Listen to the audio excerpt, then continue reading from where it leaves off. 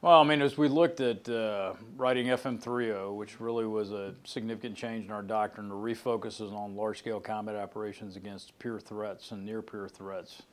And what we looked at over the last 15 years since we've been in conflict in both Iraq and Afghanistan, very focused on counterinsurgency, counterterrorism operations, stability operations.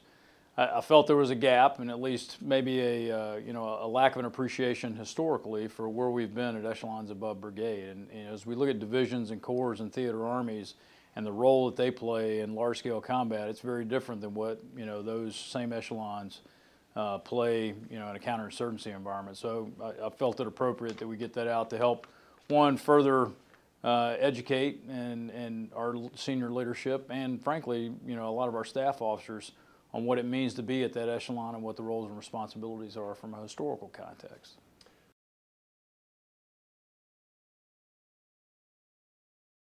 Well, I kind of hit a few of those right there. I mean, obviously, those leaders that we have, they're serving at echelons above brigade, whether it's a staff officer, at the field grade level, senior non-commissioned officers, senior warrant officers, serving on a division, corps, theater, army staff, all the way up through those leaders that are actually leading those formations.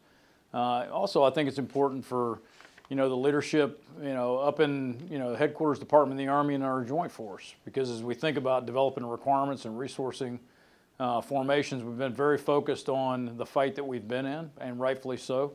We'll continue to remain in that fight, but then how do we balance capabilities, requirements, the .mil PF solutions that we need to, and an understanding of where our challenges are and where we need to actually make some decisions for resourcing and other things. So I think it applies to all of those kind of environments, or all of those people.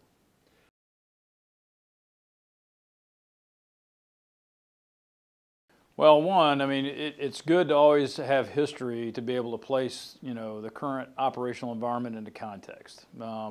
History may not necessarily always repeat itself, but there's many lessons to be learned from history, and to understand application, it's experiential learning. If you can go back and look at what those that went before you did in those particular circumstances, those conditions that they were in, can help you appreciate, what actions you may need to take as you move to the future. So I see it playing a vital role at all levels of our professional military education.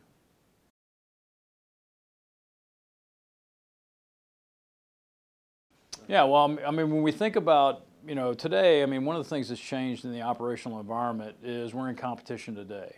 And that competition may not be a lethal or kinetic competition. It is certainly non-lethal. And we think about operations in the information environment and all of the elements of national power that are being applied.